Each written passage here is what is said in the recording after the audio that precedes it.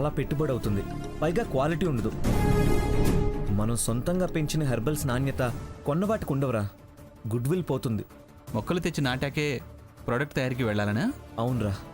ఎలాగూ she club chairman స్థలం ఇచ్చారుగా, మొక్కలు నాటితే సరి. బయట నుంచి తెప్పించాలరా, అది ఖర్చుతో కూడిన పనే. అదే టెన్షన్. మేము డబ్బిస్తామంటే వదిన ఒప్పుకోదు. పోనీ వదినికి తెలియకుండా నేను అడ్జస్ట్ చేయనా? సీత దగ్గర నిజం దాచి నేను మోసం చేయలేనురా. మరైతే ఈ ప్రాబ్లం నుంచి ఎలా బయటపడ్డాం? అదే కదరా ఆలోచన.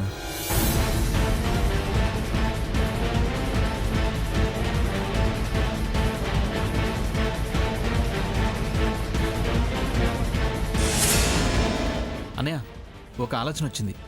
అక్కడ ఓకే అయితే ఏ ప్రాబ్లం ఉండదు. ఏంట్రా అది? మనం ఫారెస్ట్ డిపార్ట్మెంట్కి అప్రోచ్ అయితే వాళ్ళు కన్సిడర్ చేస్తే డిపార్ట్మెంట్ నుంచి మనకి ఫ్రీగా మొక్కలు వస్తాయి. కన్సిడర్ చేస్తారంటవా? ట్రై చేద్దాం. గ్రానీతో రికమెండ్ చేయిద్దాం. ఆఫీసర్కి నేను మినిస్టర్తో రికమెండ్ చేయిస్తా. అయితే డిఎఫ్ఓ గారిని కలిసి అప్లికేషన్ పెడదామా? ఎలా అయినా వదిన గెలవాలన్నయ్య. అన్నయ్య, తను గెలిస్తేనే కానీ స్వర్ణకు బుద్ధి రాదు. పద పదన్నయ్య.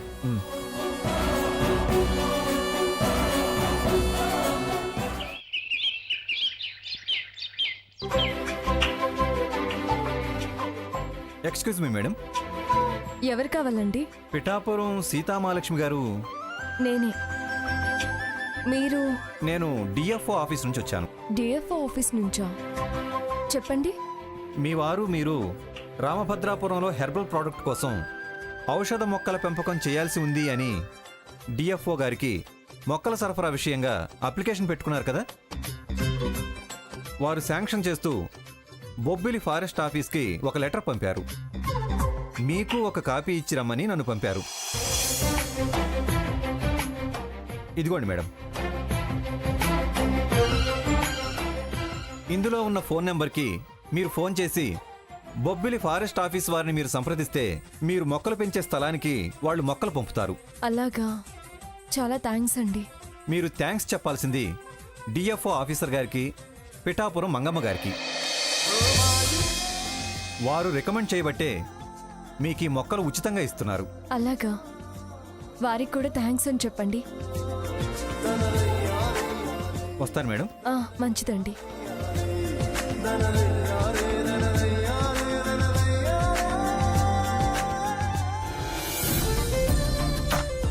ఏమండి, రఘురాముడికి సౌమిత్రుడు తోడైతే ఇక వాళ్ళనెవ్వరూ ఆపలేరు. సీతమ్మ కోరిక ఏదైనా నెరవేరకుండా ఉంటుందా? ఇప్పుడు ఏమైంది మంగా?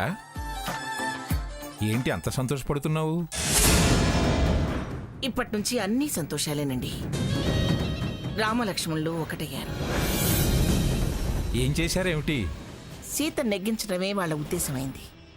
దానికి ఔషధ మొక్కలు కావాలి కదా, ఎలా ఎలా అని ఆలోచించినట్టున్నారు. ఇద్దరూ కలిసి డిఎఫ్ఓ గారిని కలిశారట, అర్జీ పెట్టారట. వారు నాకు ఫోన్ చేసి సీతను అభినందిస్తూ అలాగే వాళ్ళకి కావాల్సిన ఔషధ మొక్కలన్నీ ఫారెస్ట్ నర్సరీ నుంచి పంపించే ఏర్పాటు చేస్తా ఉన్నారండి. ఇవాళే బొబ్బిలి నర్సరీకి ఆర్డర్స్ పంపించామన్నారు.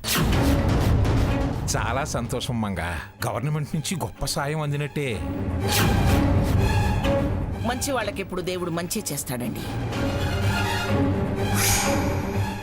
అందుకే సీతకి సాయం చేశాడా దేవుడు. బావ మరీ ఎక్కువ చేస్తున్నాడు. అన్నను వదలకుండా తిరుగుతున్నాడు. వాళ్లకు ఫేవర్ చేస్తున్నాడు. ఎలా అయినా బావని మళ్ళీ నా వైపుకు తిప్పుకోవాలి. వెంటనే ఈ విషయం భాగీరథికి చెప్పాలి. సీత ఎట్టి పరిస్థితుల్లో ఆ వనం పెంచటానికి వీల్లేదు, తాను పెరగడానికి వీల్లేదు.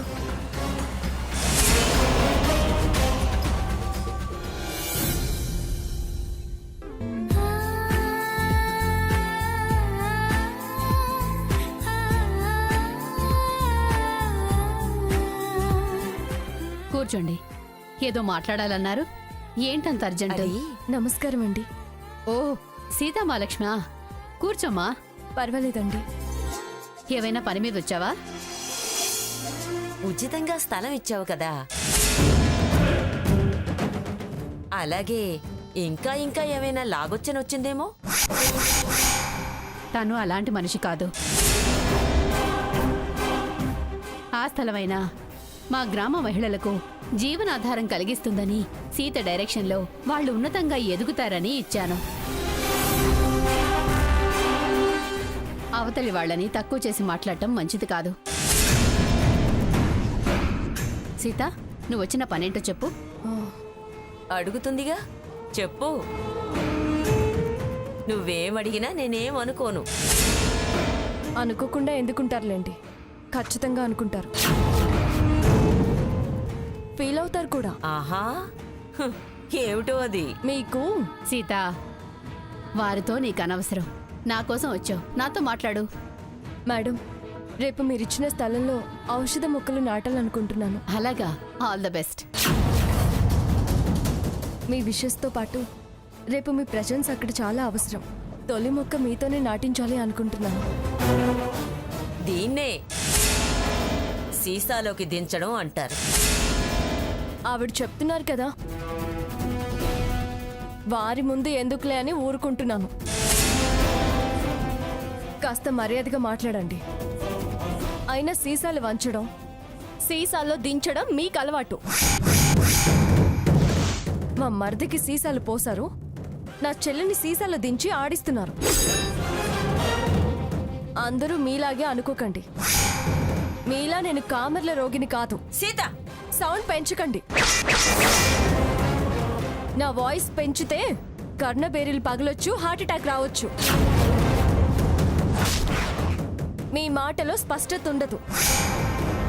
వయసులో వచ్చిన తొస్సితనం, కానీ నా మాటలో వైబ్రేషన్స్ ఉంటాయి. పిడుగులు మీద పడ్డట్టు ఫీల్ అవ్వచ్చు. మీ మేలు కోరి 10 కాలాల పాటు మీరు బతికుండాలనే జాలితో సౌండ్ పెంచడం లేదు. వారు నాకు స్థలం ఇచ్చారన్న గౌరవంతో వారికి మర్యాద ఇచ్చి మాట్లాడుతుంటే సీసాలని ఏదో లాగాలని ఇందాక మాట్లాడారు. అయినా నాతో మీకేంటి? నా మీద మీ పాగేంటి? మీ పథకాలు, మీ మనవరాలు ఎత్తులు సాగనివ్వలేదనా? సాకేత్ని ఎత్తుకుపోదామనుకుంటే అడ్డుపడ్డానా? ఆ విషయాలన్నీ ఇక్కడ అనవసరం. ఆ మాటకొస్తే తమరిక్కడ ఉండడం సభ్యత కాదు. అహంకారం నీతో అలా మాట్లాడిస్తోంది. 1,00,000 సార్లు చెప్పుంటాను, నాది అహంకారం కాదు, ఆత్మాభిమానం, ఆత్మవిశ్వాసం అని. ఈ గౌరవ మర్యాదలు ఎంతకాలమో తెలుస్తుంది. ఓడిపోయాక ఇలాగే విలువిస్తావేమో చూస్తా. మీలా వారు విలువ తగ్గించుకునేవారేం కాదులేండి. ఇదే ఇలా పొగిడే పచ్చ వెళ్ళ తీసుకుంటారు. నేనెలా పచ్చ వెళ్ళ తీసుకుంటే మీకెందుకు కడుపుమంట? మీరిలా మాట్లాడారు కాబట్టి మీరు ఎదురుగా ఉన్నా మిమ్మల్ని రమ్మని పిలవను. సభ్యత కలవారైతే చిన్న అన్నాక అసలు మీరు ఇక్కడ ఉండనే ఉండరు.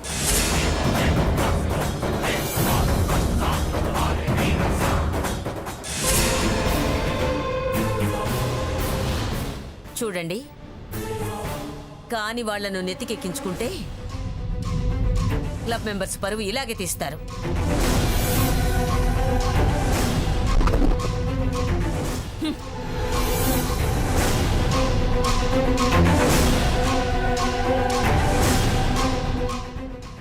మేడం,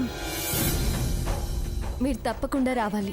ఇంత గౌరవించి అభిమానంతో పిలుస్తున్నావు, ఎలా కాదంటానమ్మా. Thanks madam. మరి నేను వస్తాను. మంచిది.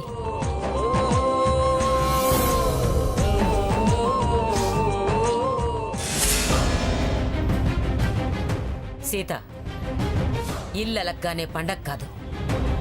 పండుగ ఆల్రెడీ అయిపోయింది. మీరింకా నిద్రలోనే ఉన్నట్టున్నారు. ఆహా, నన్నింతలా అవమానించాక నువ్వెలా ఎదుగుతావో నేను చూస్తాను. అది నా పొలిమేర. ఊళ్ళోకే వచ్చాము, ఇంకా పొలిమేర అంటూ పోలికలెందుకో. అప్పుడు వేరు, ఇప్పుడు వేరు. ఏంటో తేడా.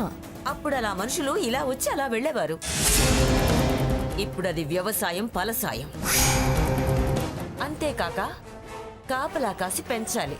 కళ్ళల్లో పెట్టుకుని మరీ పెంచుతాను. ఒత్తులేసి కాచుకోవాలి. నాకు ఆ ఓపిక, సహనం చాలా ఉన్నాయి. నాకు లేవు. నిన్నెదగనిచ్చే ఓపిక, సహనం నేను పట్టను. ఇంకా మీరు భ్రమల్లోనే బ్రతుకుతున్నారు. నా ఎదుగుదలని ఎవ్వరూ ఆపలేరు. అది చూద్దాం. అయితే తమర్ని కూడా ఆహ్వానిస్తున్నాను, రండి. వచ్చి మొక్కలు నాటే కార్యక్రమం దగ్గరుండి చూద్దరు గాని. మీరే కాదు, మీ తొట్టి గ్యాంగ్ ఉందే వాళ్ళందరినీ కూడా తీసుకొని రండి, సరేనా?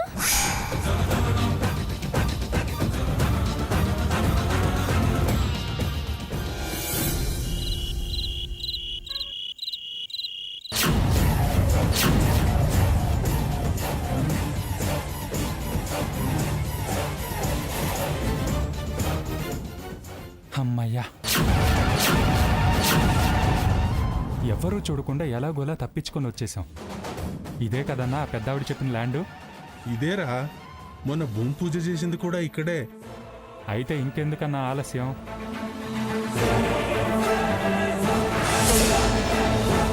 జాగ్రత్తగా పోయిరా.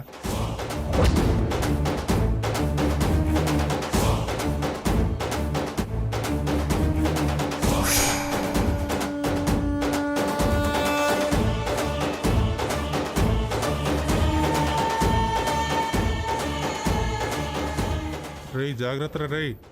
అలాగేనా?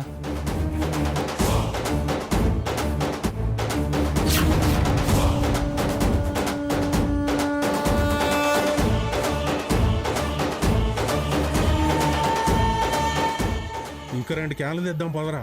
సరే అన్నా.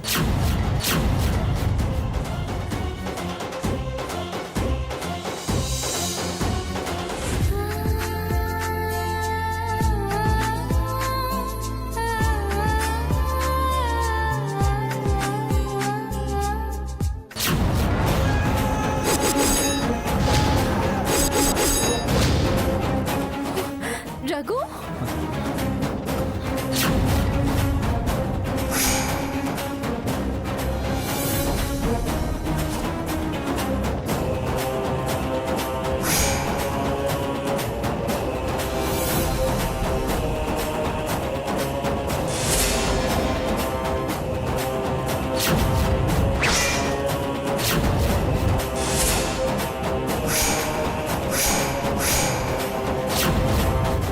రఘు, ఇదేంటి ఇలా ఉంది?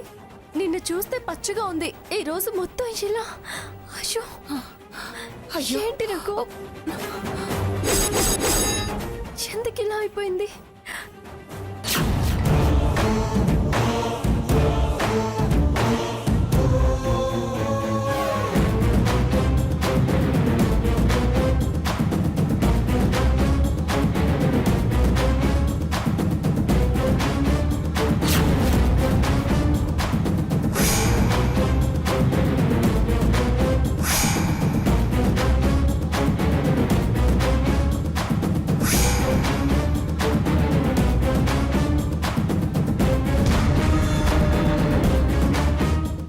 ఇదేంటి, స్థలం అంతా ఇలా ఎందుకు అయిపోయింది?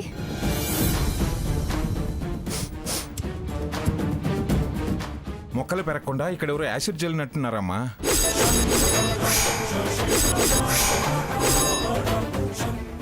యాసిడ్ చల్లడం ఏంటి? రాజకీయాలు అలాగే ఉంటాయిరా. చేపల చెరువుల్లో విషం కలపడం, తోటల్లో కాయలు రాల్చడం, పంట పొలాల మీద యాసిడ్ స్ప్రే చేయటం, గుడిసెలకు నిప్పు పెట్టడం.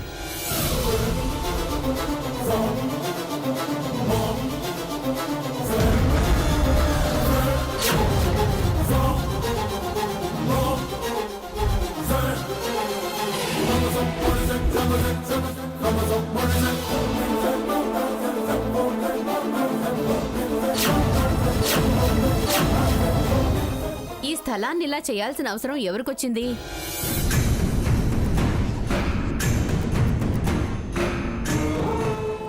పని కట్టుకుని యాసిడ్ చెల్లాల్సిన పనే వచ్చింది.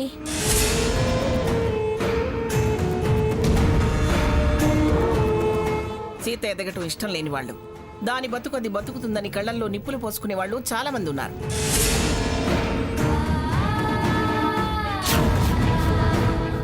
ఎవరికి దుర్మార్గ బుద్ధి పుట్టిందో.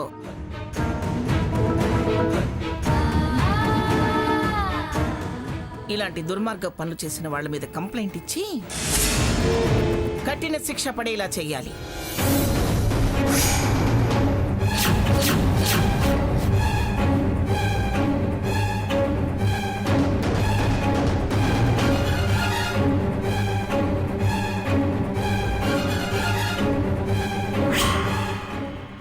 ఎందుకాంటీ?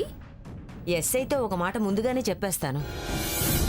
ఎస్ఐ గారు, నేను చెప్పినట్టు చెయ్యాలి. అదేంటమ్మా, ఈ పోస్టింగ్ మీరు ఇప్పించిందే. మీరు చెప్తే చేయకుండా ఉంటానా? మీరు చెప్పినట్టే చేస్తాను. మంచిది. సరే, ఉంటాను. చిన్న గొడవ చేద్దాం. గ్రాని, అదంతా తర్వాత. మొక్కలు నాటడం ఎలా? అవును పిన్ని గారు, ఎలా ఇప్పుడు ఈ మొక్కలన్నీ? ఇక్కడ ఇంక 2 ఏళ్ల దాకా గడ్డి కూడా మొలవదురా.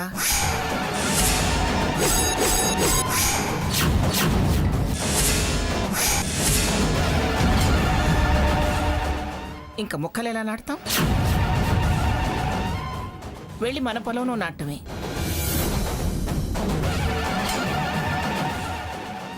ఆ, అక్కడ నాటు, తెలిసొస్తుంది.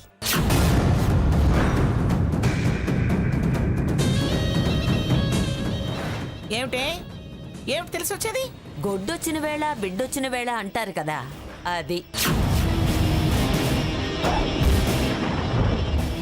అంటే ఎందుకండి భాగీరథి గారు పాపం అమ్మాయి గురించి అలాంటి మాటలు మాట్లాడతారు?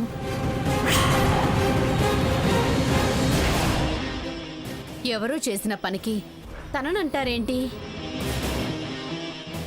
తిన్నదరక్క ఒళ్ళు బలిపెక్కి. తిన్నది అరక్క కాదు మంగా, జరిగిన దాన్ని బట్టి అనాల్సి వస్తుంది.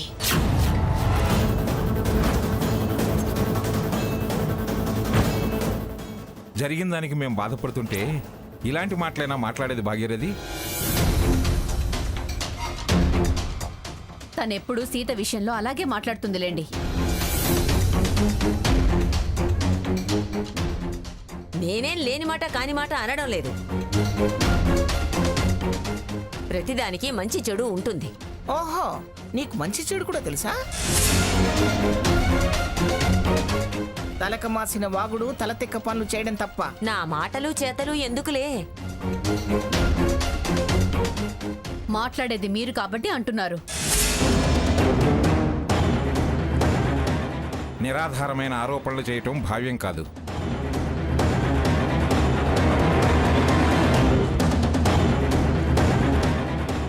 అవతలి వాళ్ళని కించపరచడం సంస్కారం అనిపించుకోదు. తనకి నా మీద కోపం, అందుకే అలాంటి మాటలు మాట్లాడుతుంది. నేను సుజాత గారి మంచి కోరి మాట్లాడుతున్నాను. నీకు మంచి కోరటం కూడా తెలుసా? చెడగొట్టే బుద్ధులే గాని. ఇవాళ ఇది చెడింది, రేపు ఇంకా ఇలా చేస్తే ఏం అనుభవించాల్సి వస్తుందోనన్న భయంతో వారి బాగు కోరే మాట్లాడుతున్నా.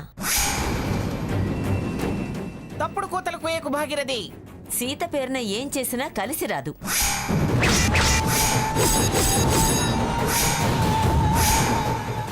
నీకంత స్థలాలున్నా పొలాలున్నా సెంటు భూమి కూడా ఇవ్వలేదు.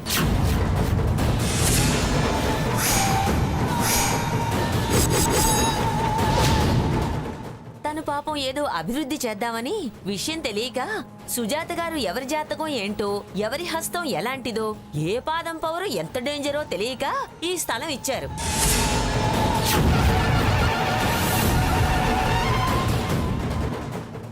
దక్కిందే చాలు కబ్జాలోకి తీసుకుందామని, దానికి అందర్నీ సాక్షుల్ని చేయొచ్చని మొక్కలు నాటే కార్యక్రమం అని పేరు పెట్టి మొక్కలతో సహా అందర్నీ వెంటేసుకొచ్చింది.